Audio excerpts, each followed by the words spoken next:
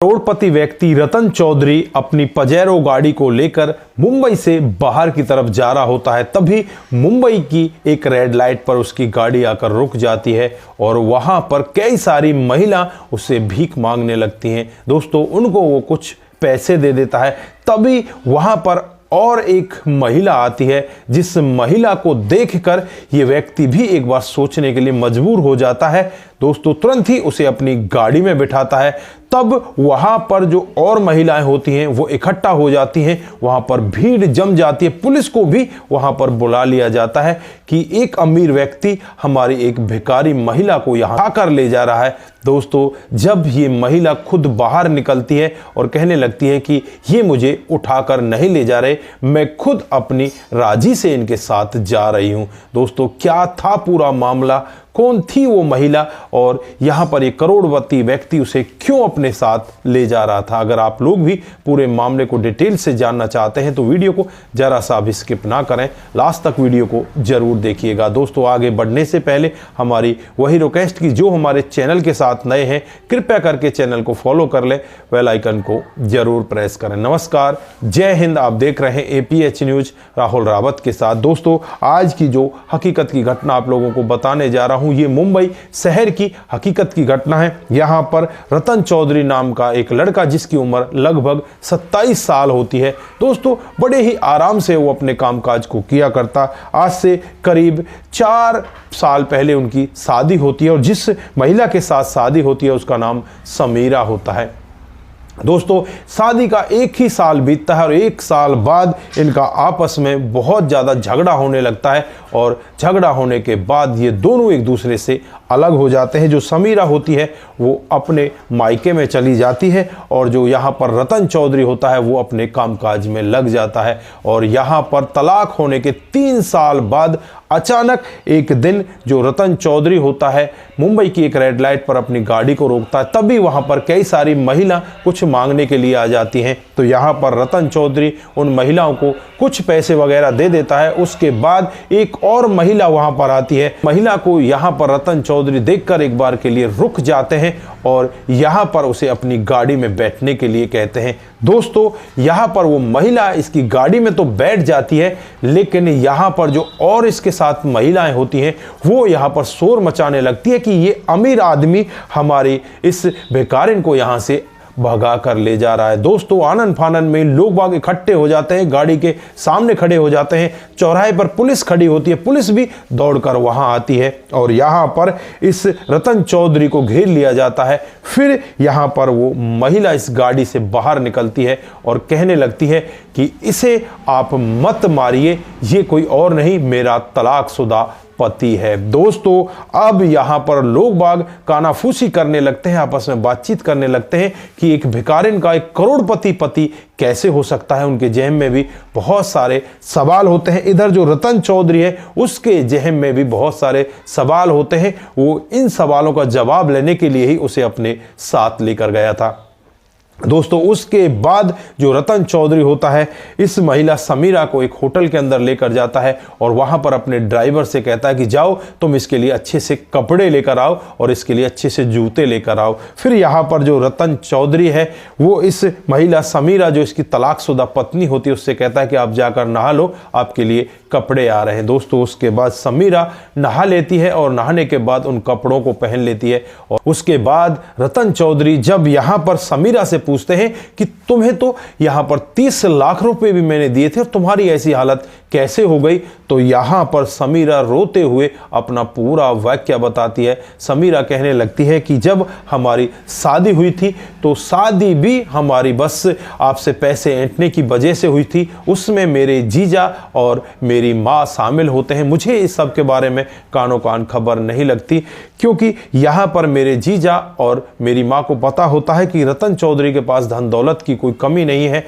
फिर यहाँ पर मेरी शादी तुम्हारे साथ करा दी जाती है। शादी होने के कुछ दिन बाद ही यहाँ पर मेरी माँ और मेरा जीजा मुझे तुम्हारे खिलाफ भड़काने लगते हैं और मैं इनकी बातों में इस तरह से आ जाती हूँ। मैं तुमसे तलाक लेने के लिए तैयार हो जाती हूँ और तलाक भी हो जाता है। उसकी अवज में जो 30 लाख रुपए मुझे मिलते हैं, उन 30 लाख रुपयों को मैं लेकर बड़ी खुश भी होती हूँ और फिर मैं जब आपको याद करती हूँ तो दुखी भी होती हूँ। दोस्तों, यहाँ पर जो रतन चौधरी है वो कहता है कि फिर वो 30 लाख रुपए तुम्हारे गए कहाँ? तो समीरा बताती है कि जो मेरे जीजा और मेरी माँ है वो मेरे से कहने लगते हैं कि तुम्हारी अब दूसरी शादी की जाएगी और शादी करने के लिए कोई ना कोई बहाना चाहिए, क्योंकि तुम तलाकशुदा हो और तलाकशुदा के साथ कोई शादी नहीं करना चाहता। तो यहाँ पर वो मेरे लिए एक ज़मीन खरीदते हैं और वो ज़मीन भी बस झूठ मूठ की खरीदते हैं, क्योंकि उन पैसों को वो अपने ही कब्जे में ले लेते हैं। मेरे से वो 30 लाख रुपए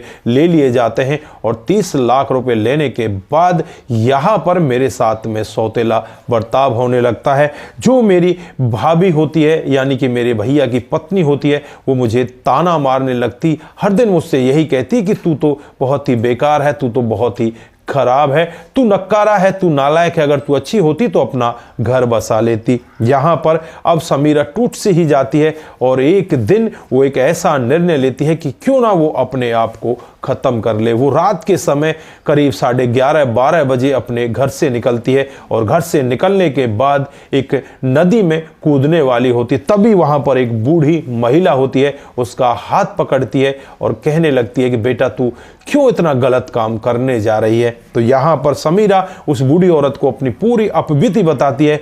बूढ़ी औरत इसको एक तमाचा लगाती है और कहने लगती है कि तुम इतनी बुज़दिली का काम क्यों करने जा रही हो? गलत तुम्हारे रिश्तेदारों ने, तुम्हारे जीजा ने, तुम्हारी माँ ने किया है, तुम्हारे भैया ने, भाभी ने किया है, लेकिन तुम अपने आप को क्यों खत्म करना चाहती हो? तुम डट कर जियो और मेरे साथ में रहो। दोस्तों, यहाँ पर वो बूढ़ी औरत इस समीरा को अपने घर पर लेकर जाती है। जो बूढ़ी औरत होती है वो यहाँ पर भिखारी का काम किया करती, चौराहे पर जाकर भीख मांगा करती और उससे ही उसका गुजारा होता। दोस्तों, अब यहाँ पर समीरा भी वही काम करने लगती है और उन औरतों के साथ रहने लगती है। धीरे धीरे समय बीतने लगता है और समय के हिसाब से ही एक दिन रतन चौधरी को ये मिल जाती है। दोस्तों, रतन चौधरी जब ये पूरा वाक्य सुनते हैं तो वो भी एक बार के लिए परेशान हो जाते हैं। इधर रतन चौधरी अपनी माँ से बातचीत करते हैं और कहते हैं कि माँ, तुम्हारी बहू आज हमें मिली जिसके साथ तलाक हो चुका है। तो यहाँ पर माँ कहने लगती है कि बेटा बहू मिली है, मेरी बात करा दे। दोस्तों, यहाँ पर माँ अपने बेटे की बहू से बात करती है और काफ़ी समय तक उससे बात करती रहती है और फिर अपने बेटे रतन चौधरी से कहती है कि बेटा बहू को तू घर ले आ। अब यहाँ पर रतन चौधरी कहने लगता है कि माँ, इसने हमसे 30 लाख रुपए भी ले लिए थे और तू इसे ही वापस घर बुलवाना चाहती है। तो यहाँ पर माँ कहती है कि बेटा तू मेरी बात मान, सुबह का भूला अगर शाम को वापस आ जाए तो उसे भूला नहीं कहते। तूने भी कहाँ शादी की है, तू भी तो ऐसे ही है और इसने भी अभी तक कोई शादी नहीं की। तो परमात्मा भी यहाँ पर यही चाहता है तुम दोनों का मिलन हो जाए। बेटा तू मेरी बात मान जा, बहू को घर ले आ। चौधरी होता है वो भी अपनी माँ की बात मान जाता है और माँ की बात मानकर अपनी इस तलाकशुदा पत्नी समीरा को अपनी पजेरो गाड़ी में बैठाता है और सीधे अपने घर ले जाता है। दोस्तों, माँ भी यहाँ पर बेसब्री से अपने आने वाली बहू का इंतजार करती है और बहू का ऐसा स्वागत करती है जैसे नई नवेली दुल्हन का स्वागत किया जाता है। दोस्तों, उसके बाद यहाँ पर मंदिर में जाकर इन दोनों की शादी करवा दी जाती है और फिर उस दिन के बाद से इनका जीवन इतने बेहतर तरीके से कटने लगता है। ये बड़े ही खुश रहते हैं और अपने जीवन को बड़े आराम से बिताने लगते हैं। तो दोस्तों, इस घटनाक्रम से, इस कहानी से हमें बहुत बड़ी सीख भी मिलती है। अगर लड़की चाहे तो अपने घर को कभी भी नहीं बिगड़ने दे सकती और यहाँ पर अगर वो इस तरह से अपने मायके वालों की बातों में आ जाती है तो घर बिगड़ जाया करते हैं। ज़्यादातर यहाँ पर कुछ माएँ ऐसी हो जाती हैं जो अपनी लड़की के घर को इस तरह से खराब कर देती हैं। यहाँ पर माँ और जो उसका जीजा होता है, दोनों ने मिलकर इस लड़की के जीवन को खराब कर दिया था, उनके घर को खराब कर दिया था, सिर्फ लालच के वशीभूत होकर। लेकिन यहाँ पर भगवान को यही मंजूर था। 3 साल बाद वो दोबारा मिल जाते हैं और फिर इनका जीवन अब बड़े ही बेहतर तरीके से कटने लगता है। दोस्तों, इधर जो समीरा है वो बड़े आराम से अब अपने पति के साथ रहने लगती है, अपनी सास ससुर की बड़ी अच्छे से सेवा करने लगती है और कहती है कि भगवान तेरा लाख लाख शुक्रिया, मुझे तूने दोबारा मेरा जीवन दे दिया। तो दोस्तों ये रही आज की एक छोटी सी कहानी। आप यहाँ पर जो भी कहना चाहते हैं एक बार कमेंट बॉक्स में जरूर दीजिएगा। दोस्तों आज के लिए बस इतना ही। जिन साथियों ने हमारे पिछले वीडियोज पर कमेंट किए थे उनका नाम हम यहाँ पर बारी बारी से लेने वाले हैं। दोस्तों जो सबसे पहला कमेंट आता है वो सुरेंद्र चौहान का आता है। वो लिखते हैं कि आपकी कहानी बहुत ही बेहतर होती है, आपका भी दिल की गहराई से बहुत बहुत धन्यवाद। उसके बाद मोनू जैन जी लिखते हैं कि नाइस वीडियो, आपका जो वीडियो होता है वो हर दिन हमारे दिल को छू ले जाता है, आपकी भी दिल की गहराई से बहुत बहुत धन्यवाद। उसके बाद रणधीर चौहान जी हमें लिखते हैं कि आपकी कहानी बहुत ही बेहतर होती है, आपका भी दिल की गहराई से बहुत बहुत धन्यवाद। उसके बाद यहाँ पर रघु रावत हमें लिखते हैं कि आपकी कहानी बहुत ही अच्छी होती है, रघु जी आपका भी बहुत बहुत धन्यवाद। उसके बाद कमल चौहान जी हमें लिखते हैं कि आपकी कहानी हमें कुछ ना कुछ हर दिन सिखा कर जाती है, आप हर दिन इसी तरह की कहानियाँ लेकर आते रहिए। आप सभी का दिल की गहराइयों से बहुत बहुत धन्यवाद। आप सावधान रहें, सतर्क रहें, रिश्तों की अहमियत को जरूर समझें और अपने आप को ऐसे क्राइम से जरूर दूर रखें। तो दोस्तों आप सभी सावधान रहें। नमस्कार, जय हिंद, जय भारत।